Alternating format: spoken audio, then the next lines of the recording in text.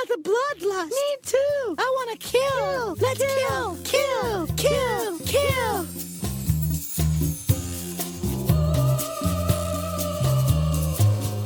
Hello and welcome to The Bloodlust. This is your go-to podcast for classy broads talking horror. This is episode 223 of the program, in which we will be discussing Scream 6. They've now just went with the numbers, right? Yeah. Yeah. Last one was Scream, which was a little confusing for everyone. My name's Amy. I'm your fearless leader. We have a little change of pace this evening. We brought in a pinch hitter. I don't know what you're talking about. This is Jamie. That's right. Your favorite co-host. Your favorite co-host, Jamie. Just kidding. It's Kay. This is Kay.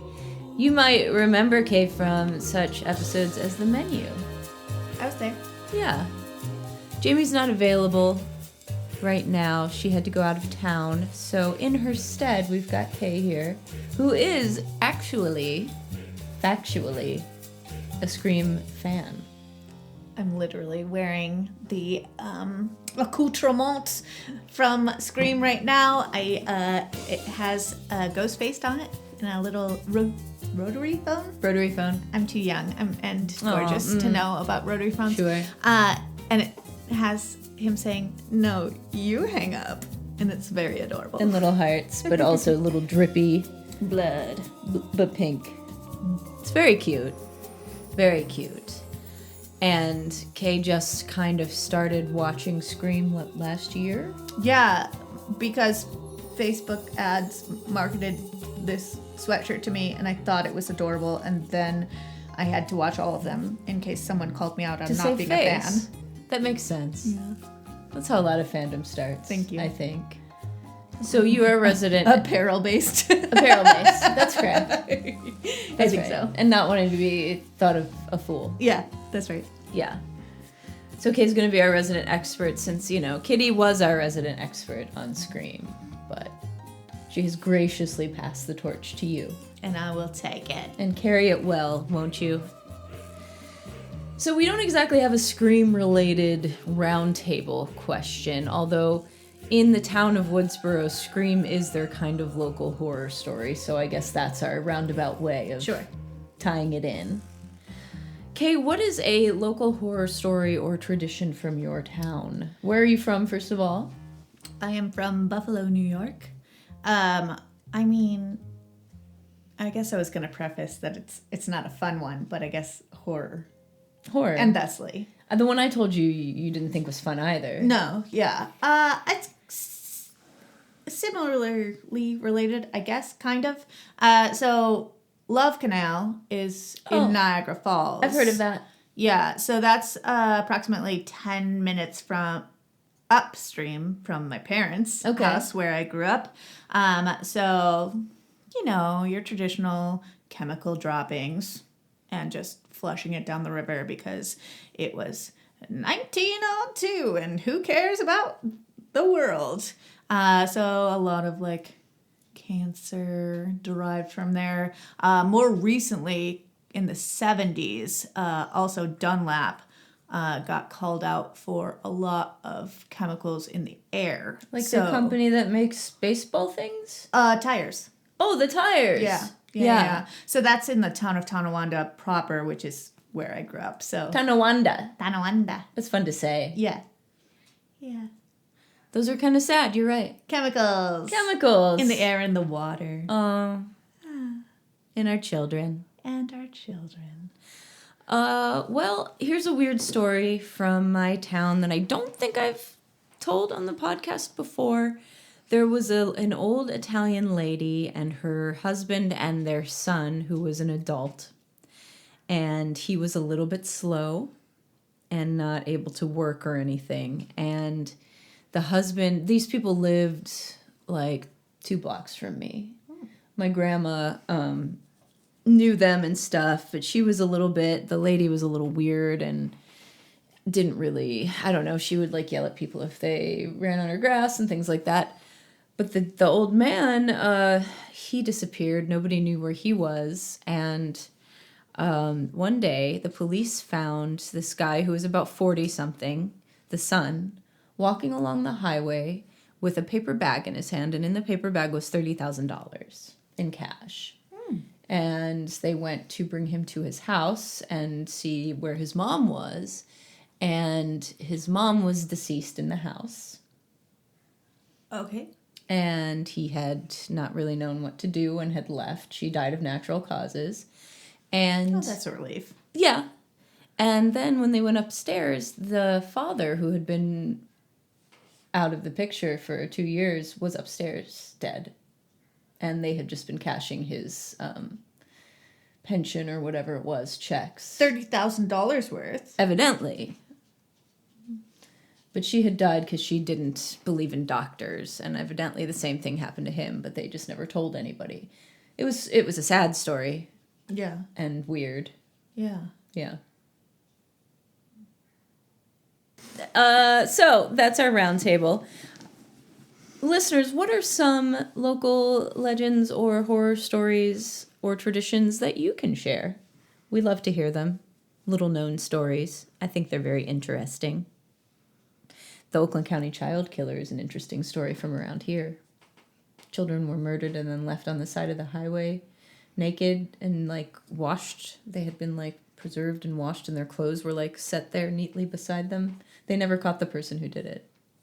I hate that. It just shows kind of remorse and something. Yeah. It shows some kind of weird pathology.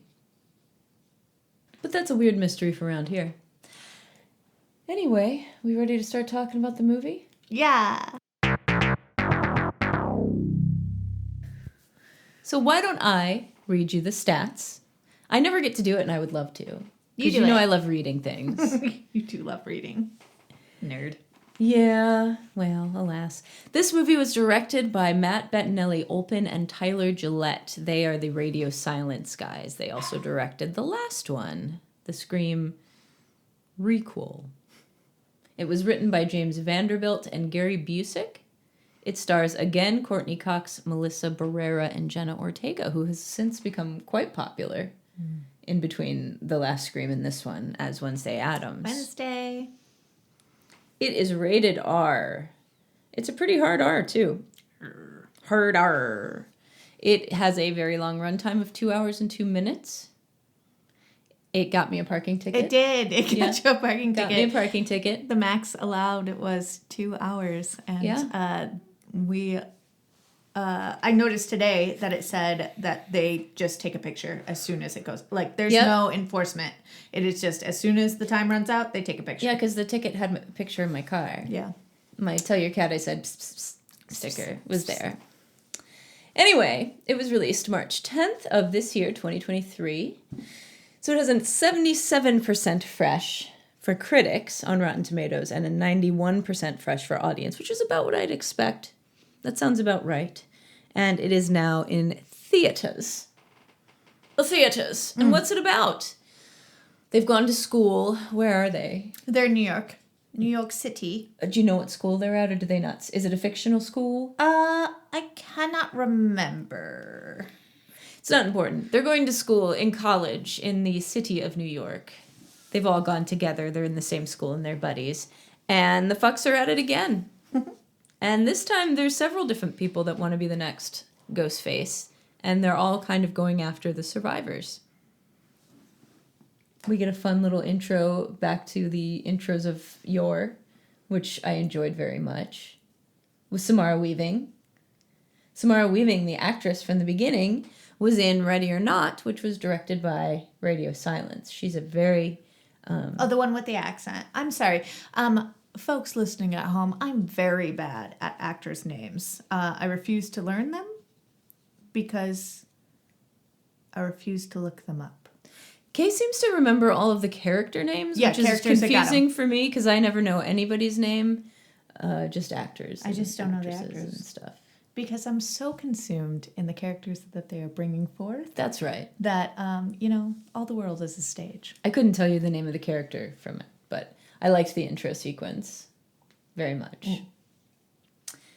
And how do we want to do it, babe? So I think that I would like to do like a recap of the movie because I'm not good with knowing all of the historical classic film stuff like you and Jamie are. But I can retell what's happening, and you can butt in at any time and be like, I noticed that this is a reference to whatever. Go for it, babe. Wait, do we want to say if we liked it or not? Well, sure. Did you like it? 5 out of 5. 5 out of 5 stars. You loved it. I loved it. You loved it. I just love the whole franchise. I mean, I love theater. I love camp. I love over the top. I love referential things. Referential things, a wink and a nod. I don't mind breaking the fourth wall, which they never actually do, but like if they did, you'd like it. I wouldn't be against it. You wouldn't hate it. Yeah. 5 out of 5. Actually, I take that back. I don't know if you remember this, but there's that weird breaking the fourth wall, talking to the audience in the movie theater, thanking us for seeing the movie in the movie theater with Courtney Cox and Wednesday. Oh, yeah. 4.5 because that was weird. Why was that? We were already there in They're the just theater. saying, thank God someone is coming to the movies. Let's go to the movie. Although I had literally nothing to do today except go to the movies, and I still didn't go. You wouldn't go with me. But that's okay because I was alone in the theater, and so I got to do a little vaping whilst I was there. Sneaky vaping in the theater. Yes. Nobody called you on it. I was alone. That's nice. There was no one there. And this was your second This viewing. was my second viewing. Yes, they had scooted it into a smaller venue, which apparently they could have just not shown it. Well, it was just me. It was just you, so they showed it. Yeah, I was there. All right, so let's start the recap. Okay. Yeah? We're going to recap this. All right. So we opened on the film teacher, which is what you were talking about. Yeah. She was on with Reggie, who like was supposed to date. be a Tinder date. And Reggie gets her to walk into a dark alley. It's far too large for a New York City alley. That would be definitely a Dwayne Reed. But then Reggie turns on the Ghostface voice and he's like, silly professor, you are in charge of slasher films and you know not to go into the alley. She should have known better. Dead. So then he takes off his Ghostface mask, and it is Jason. Jason and Greg are film majors, and they're intent on finishing Richie's film. So Richie is from the 2022 Scream, and he wants to murder Sam and Tara, who are our main characters in this movie. Dun dun. And he was killed last time, Richie. Yes, Richie. And so was his girlfriend, right? Richie was killed by Sam. Who is the main character. The oldest sister. The older sister. Yes. Who I thought did much better in this one. Yeah. I think I think that her acting was a lot better in this one. Yeah. For sure. You gotta grow into the franchise. They talk a lot about the franchise. I liked all of the stuff, of course, that the film students had up in their walls, all of the different movie posters and things like that. That was very cute. And I also liked the Halloween stuff, although I'm sure you're going to talk about that. Yeah, we'll get there. Okay. So then, whilst Jason was out killing the Tinder date, someone already killed Greg, and we get the Ghostface voice on the phone again, and we are introduced to an older-looking Ghostface. So we've got 3 deaths before the credit. Older-looking meaning what? It's kind of like withered, like the mask is weathered. Yeah, distressed. Yeah. Okay. It's not like a brand new. Got it from Party City. Okay. So go back to Party City where you belong. That's right. Sorry. 3 deaths before the credits, but they leave a clue. They left a mask, and it has Richie's DNA on it, which is our most recent Ghostface. Okay, so they're setting us up right away with a new MO. That's right. They're planting masks a little seed, if you will. Now, are these the actual masks they use? Yeah, they said that there is DNA evidence of these characters from previous movies. Okay. So we switch over to the therapist who's forcing Sam to say what she's feeling, and then oopsies, Sam admits that she stabbed her ex-boyfriend 22 times, and also that she likes it. And then the overkill was one thing, but threats of another person is another thing. So the therapy is like, I'm out. I can't do this. I have to report you. And it was probably the best day of the therapist's life because they were a horror fan and you could see the little horror figurines around the place. So they were probably like, oh my God, guess what happened You'll today? never believe. So then Sam leaves therapy and goes to find her sister at a frat party. This is actually when I left the theater to go grab a glass of wine because the bartender was not ready at 11:10. So Breakfast wine. So you didn't have a slushie. I did not. No, it made me too cold last time. I went for wine. That's fair.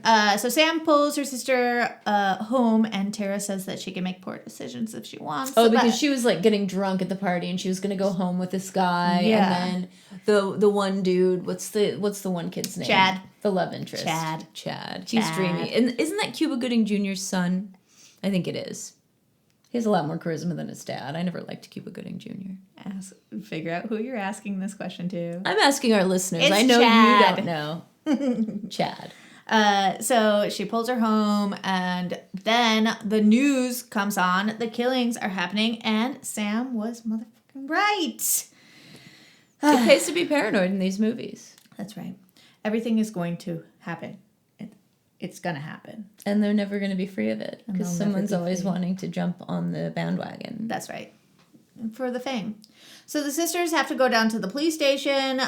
They don't have a police car escort, so they just walk.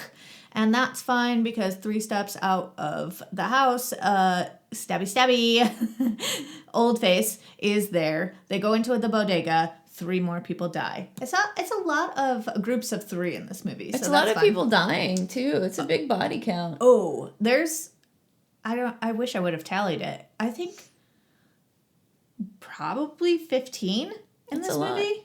Yeah. So then the 3 people at the bodega die. They go to Those were pretty good, too, weren't they?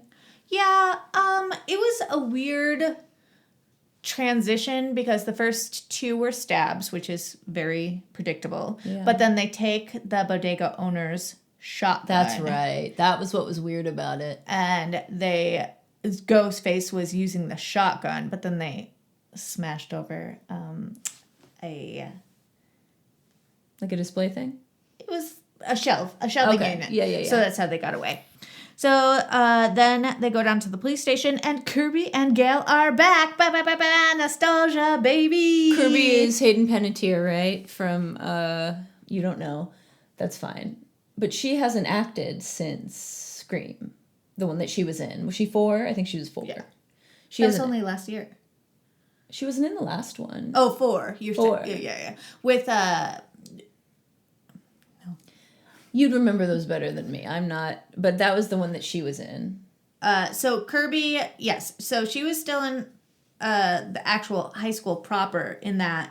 And then she goes, and she is actually part of the FBI now. That's right. So she's 30. She's on these cases. She has a businesswoman haircut. She's got the businesswoman. And then Gail, Courtney Cox. I know that one. Gets punched and slapped again. Well, of course. I feel like at this point, she's a senior citizen and they shouldn't be hitting her. Rude. I'm sorry. I'm shouldn't. feeling Courtney Cox. She shouldn't be getting slapped and punched. But then they do pull the Fuller House move where they mention Sydney, but Right. she's not in the movie. She was not going to be paid enough. That's right. I looked it up. Yeah. They weren't going to give her enough money, and fine. Yeah, get that money. Yeah. If they're not going to pay you what you're worth, goodbye. Everyone wishes you well. Good luck. Okay, so then we go to the therapist Brownstone, and then that was the scene where they're on the movie, or on the TV screen. It says, "They're here already, you're next," and it's like some old horror movie. That's that the you invasion said. of the body snatchers. Sure. Yes, so just One of a my little- favorites. A little foreshadowing. Yeah. So then the old face is going to kill the therapist. He steals the Why do you patient keep calling him notes. old face? Because it's the distressed one. Oh, that makes sense. Yeah. Okay. So gang's all together, and my girl Mindy, that's Yellow Jackets. Okay, yes, we like her. Do you know what her name is? Her real name is Jasmine Savoy Brown. All right. She's literally wearing a shirt that says strong femi lead. You like that? I love it. Yeah. So she's leading the classic discussion of, Who can it be? she's explaining the movie, who's doing it, whatever.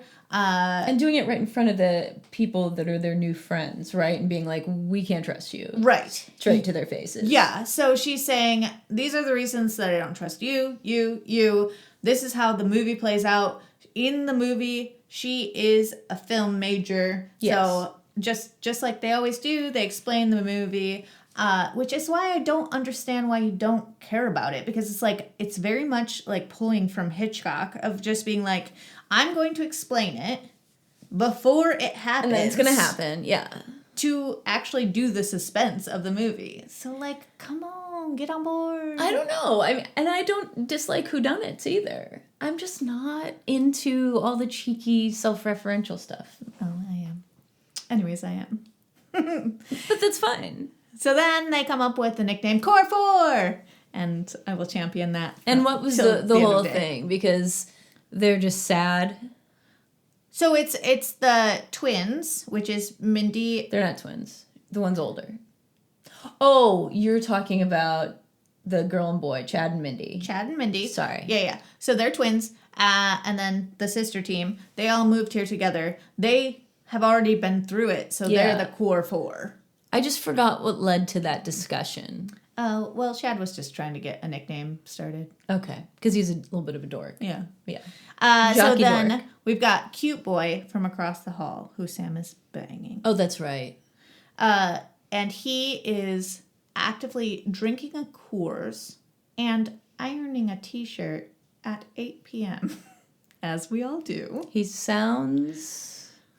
And he sees the murders happening over in the Core 4's That was apartment. a good scene. That was good suspense. So then Quinn is getting murdered, and Oldface... and Quinn is their one roommate. Yeah, Quinn is the slutty, sex-positive... There you go. Roommate. Thank you. And so Oldface is killing everyone, and he stabs Annika, which is the love interest of Mindy, from navel to sternum, and that's very good. Yeah, that was gross. It was against like a bookshelf or a fireplace or something, but she was up and in the world and gross. I did enjoy the scene where he's watching them and trying to get over there and stuff. That was very suspenseful and cool. I liked that. Trying to get their attention. Yeah.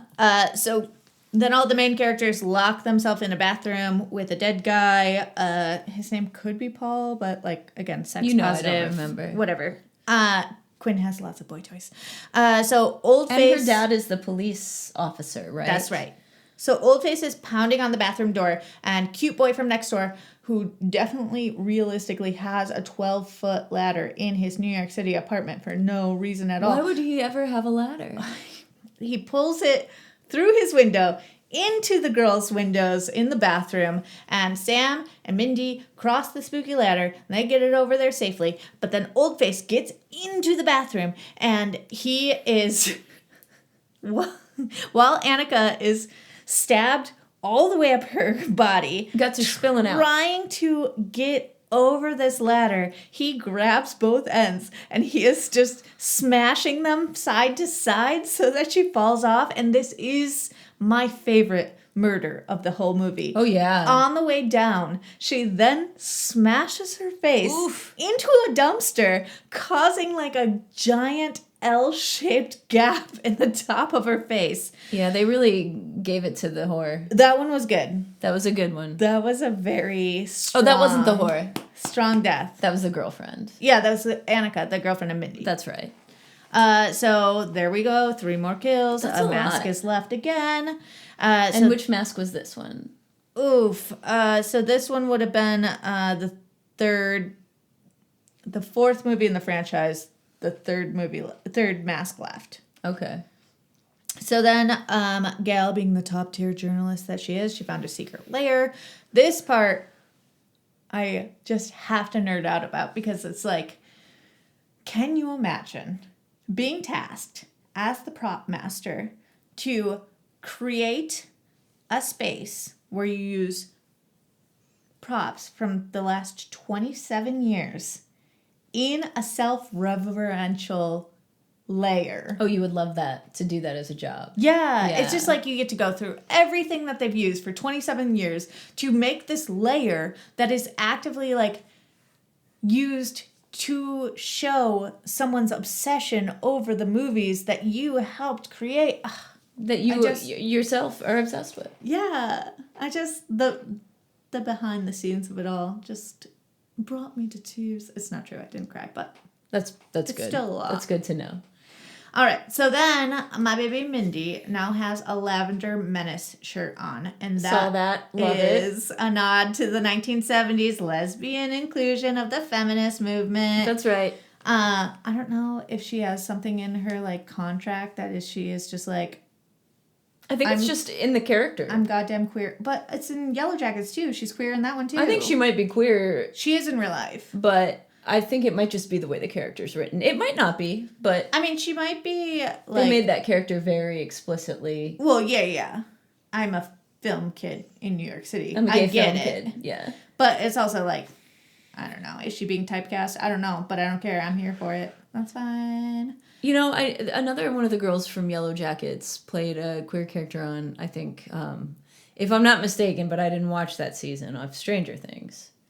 The girlfriend of Jasmine Savoy Brown's character. I didn't watch all of Stranger Things. But I think it's kind of cool. It's like Bella Ramsey, her, the other one. It's just nice to see, like, obviously queer female characters on TV. Yeah. Even if they're only playing queer roles, it's still kind of cool. And when they're not having to do the coming out story, they're just like queer people being queer in the world. Yeah, that's nice. Love it. Okay. Anyways, I digress. All right. So then we are in this layer. Samantha sees Daddy's outfit and gets a glimpse of what she could become. Everything the light touches. Right. Because there's been this whole thing with him.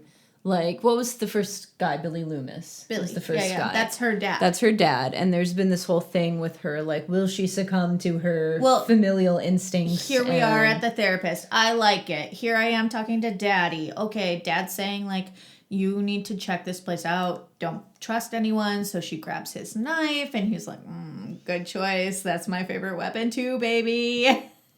Anyways, her sister like pulls her out of it, and she's just like, anyways, what are you doing? Staring at Dad's outfit. Do you think they wanted us to maybe think that it was her? I think that I don't ever feel like it would be her in this one, but I think there has been a lot of seeds planted for her to be next one. Yeah, I think you're right. So then, we are going. I'm sorry to stop you again. Yes. The lair where someone has done this. What do we taken from that? That somebody has set this all up because they're obsessed with the movie. That's right. And they're going to be planting this stuff with the ultimate goal of what? Leaving the masks with. So spoilies. It turns out that it is actually Richie's lair, which is the one that got killed from last time. Okay. He was obsessed. He wanted to create a movie in that he killed the sisters.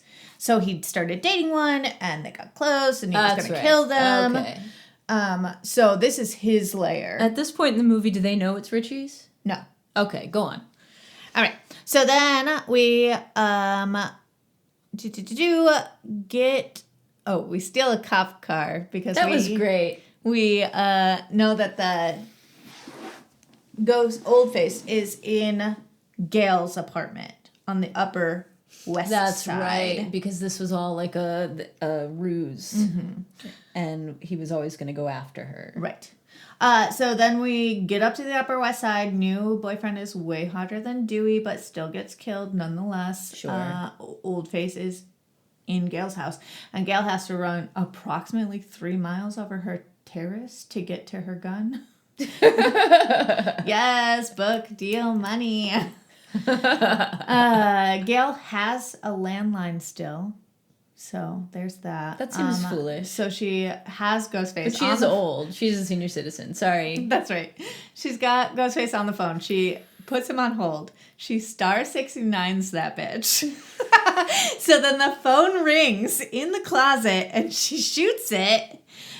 Good. Bang, bang, stab, stab. Pretty good. Sam and Tara show up in their police car. Gail has a weak pulse, but she has to go to the hospital. Dun dun. Did she get shot or stabbed? Both. Both? Well, she was doing the shooting. Okay. Because her gun was in the lockbox in one of her 75 closets. Didn't she get stabbed in the same spot that she got stabbed? Yes. Okay, go on. For sure. So then, Core 4, everyone's in the hospital. We're deciding on a plan. We have our plan. We're going to go into a secure location, execute him. So they're going back to the creepy theater. So Mindy and Ethan miss the train. But oh, that's right. Yeah. It's a local one on the red line. So we are going 5 blocks per stop. And goddamn does the movie make it feel like it. It is taking forever. Is this when all the cool costumes? Yeah, this is where we are. Every horror movie. It is Halloween. Everyone is dressed up. We see so many Ghostface. So every time it's like, is this the one? Also, Amy's favorite part. When there's all kinds of different horror movie characters, like the Babadook and the girls from The Shining and all kinds of other things. It was great. Yeah, just a nod to all of the classics. Delightful and just what the audience wants. And part of the reason for the 91% approval rating. Yeah. I would Give say. them what they want. Give the people what they want. In the 6th installment of the movie. Finally, give them what they want. Yeah. So then we are at 72nd and Lincoln Center. Okay. We started at 77th. Wow, so it really was. Yeah. Okay. So we're at Lincoln Center and bum, Mindy gets stabbed. Her and Ethan have to get off of the train because she's stabbed, get help. And somehow the other group that was supposed to be only 5 minutes ahead of them are now at 20th Street. They just beep-booped 50. That shit just went, express. They didn't think anybody would notice. Yeah. Could you tell that they filmed in Montreal? I was mad that I couldn't see the stops where I expected to see them, so that makes sense. Okay. I was like, what street are we on? I know the red line very well. I don't even know if 20th Street is a stop on the red line, so that's nice to know that I wasn't going crazy. No. So then we get stabbed. Always. Tara gets stabbed. We're using anything to attack. It's about to be a gumball machine to the face, but then second Ghostface comes. Oh, here we are. Kirby with 72 Oh yeah, I forgot belts she was in this. are trying to convince them that, oh, no, it's not her as one of the Ghostface, because by this point we know that there's multiple, so it's all kind of piecing together. And everyone's like, oh, it's got to be Kirby. Yeah. She's not going to be bad cop. So then both of the two Ghostface come up behind Dad Cop and shoot Kirby. So Kirby's not a part of this. We've got Although she two does Ghostface. Oh, yeah. We've got two Ghostface and Daddy Cop not reacting. Dun dun, he's involved. So, Throstface is now what I'm going to be Stop calling. it. Show yourself out of my room. Throstface, we find out, is Richie's family. So, we've got Dad Cop, Quinn, slutty roommate. Right. And Who is not dead. who is not dead because Daddy Cop went in there and fixed it all up. She was a plant. And then the boy brother who I The weird curly-haired boy. don't know his name. We don't care. I don't care. Anyways, so they decided that they want to finish Richie's movie because that's their brother and the family legacy. So Sam hits Daddy Cop in the feels by making fun of Limp Dick Richie.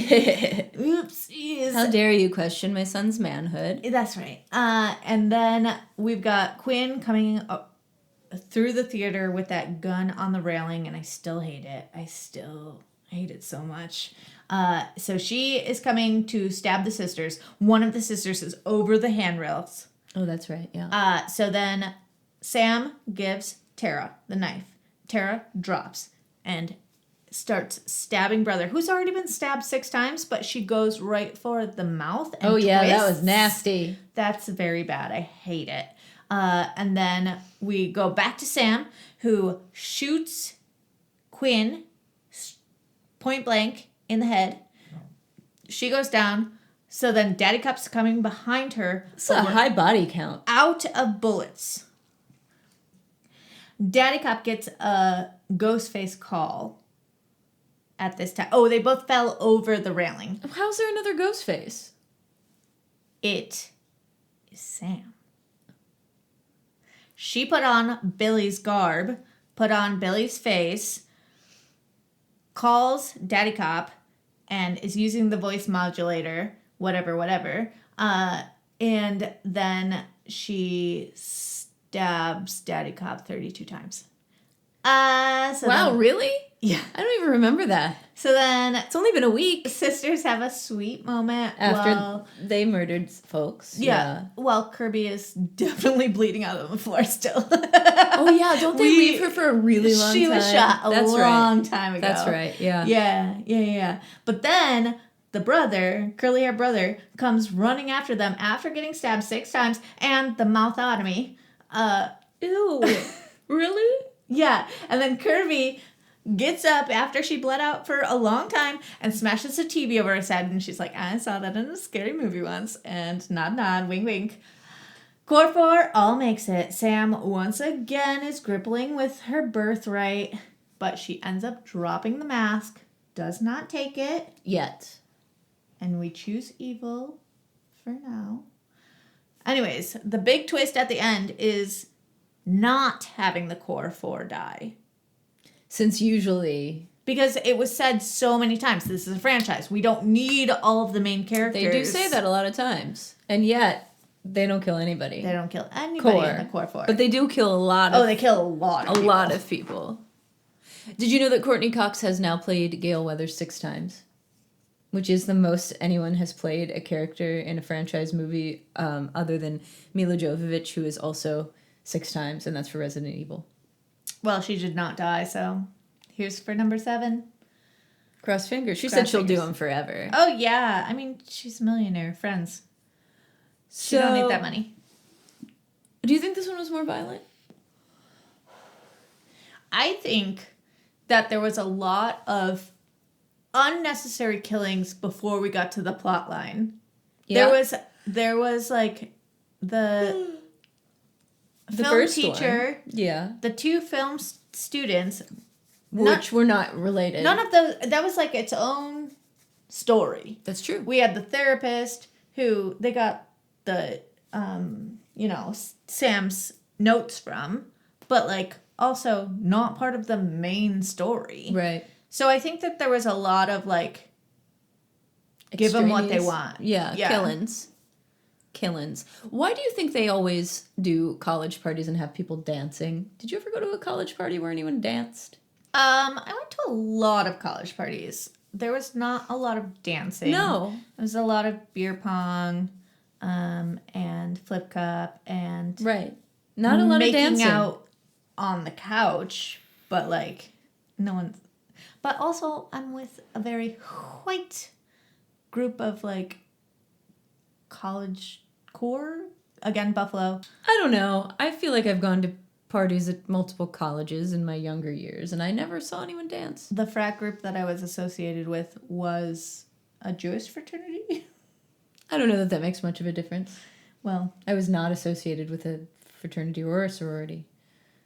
I'm sure you're shocked. Oh, there was one point in this where I swear one of the characters said, "Oh, I don't know what your sister went equipped to the paternity party with," and I was like, "Is that a thing?" No, but I could not rewind it. It had to be a fraternity party, since they went to a fraternity. But party. I know the word fraternity. Sure, but I also know the word paternity. All right, I have some questions for you. Yeah. Some more questions. Wait. Yes. Does that whole synopsis make you like this movie a little bit more? Like an insider view on my mind. Yes, it does make me like it more because they just are not my thing. And I see that this one was a good example of what these movies should be. Do you feel like these last two are as good as the rest of the movies, the core movies?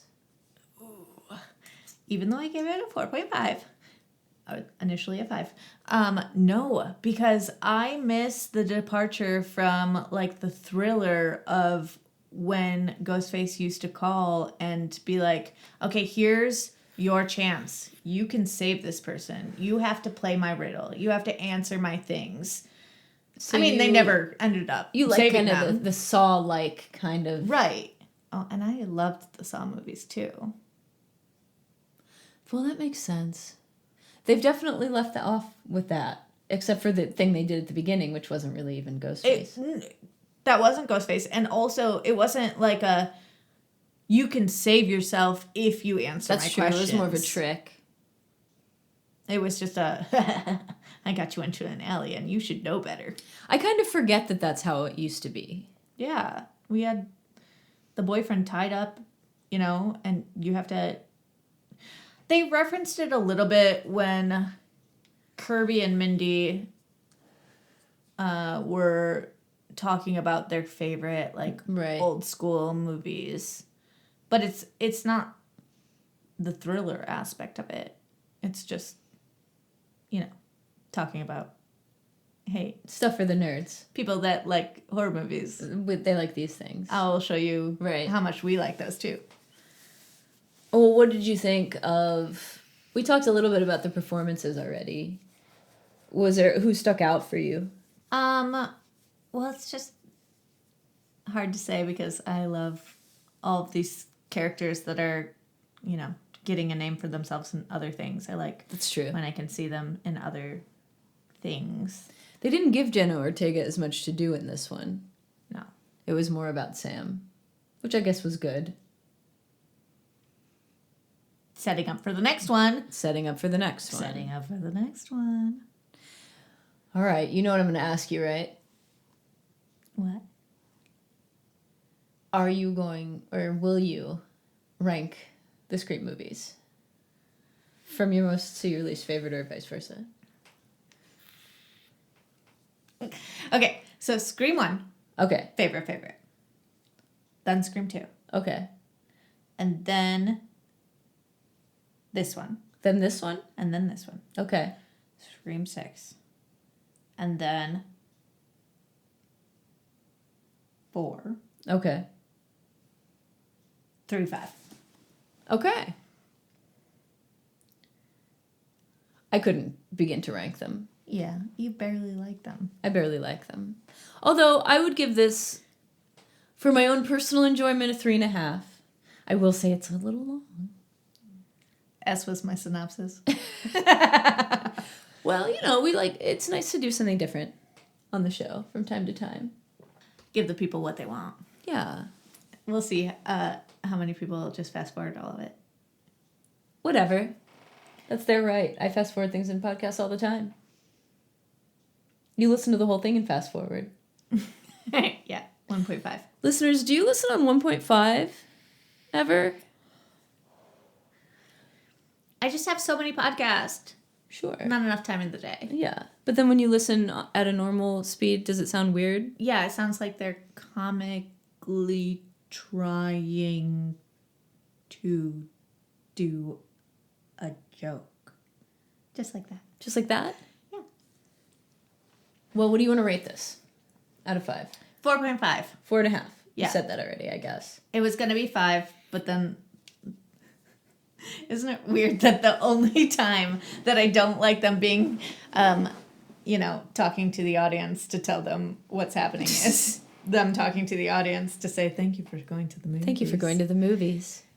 Let's go. Well, that's fair. I've lowered my rating for things way less inconsequential than that, so.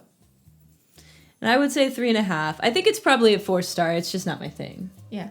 But it was But good. that dumpster kill. That was good. And I loved her trying to crawl across with a slit open stomach. Just a whole slit open stomach. Yeah.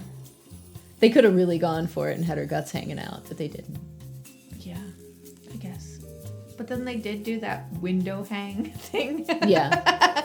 Where Mindy and Sam were both like on the second rung of the ladder looking down. I forgot about that.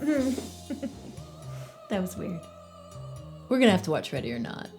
I think that's another takeaway from this. That the people who made this made. I think you'll like it with Samara Weaving. All right. Well, I guess that about does it. That's what we think about Scream 6. Let us know what you think.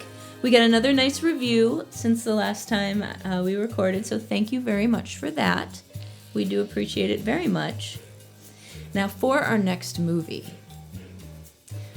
I don't know if this is going to be horror or not. And you may recall Ari Aster saying that Midsummer was a comedy, and it sure wasn't. So, I mean, I thought it was a beautiful fairy tale and a delightful romp, but we're going to do Beau is Afraid, the new Ari Aster movie, which comes out, I think, on the 21st or the 21st of April. And I'm not sure if it's a horror movie or not, but we love Ari Aster and we're going to check it out. And we hope that you do as well. It's going to be in theaters. And you'll join us back here in 2 weeks and we'll talk about it. And if it's not horror, well, we owe you an apology. But it's Ari Aster, so we do hope that you'll join us for that. Okay, thank you. You were just a delight to have on the program. Oh, shucks, thanks. You can come back on any old time. Any old time. Yeah. I do miss the regular co-host. Well, she'll be back. I was talking about Jamie's fire alarm. I know. And also Jamie. I love you, Jamie. Yeah, listeners, enjoy this episode with no beeps. Beep, beep. Okay, that's about it.